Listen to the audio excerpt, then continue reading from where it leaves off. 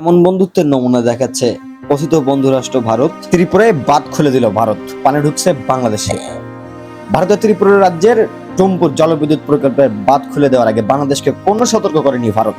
৩১ বছর পর বুধবার ২১ আগস্ট সকালে খুলে দেওয়া হয়েছে ডুম্বুর জলবিদ্যুৎ প্রকল্পের ৩টি বাঁধ ও গেটের একটি।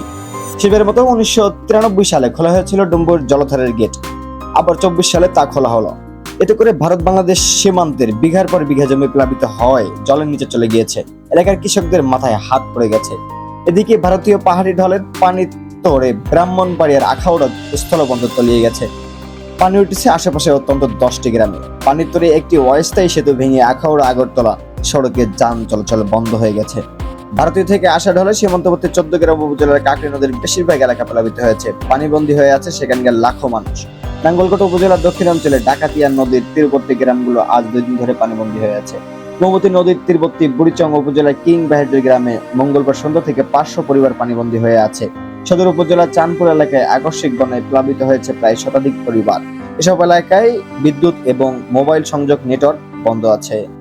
আকিবুজ্জামিন, মানুষের কল্যাণে পরিবার, ঢাকা।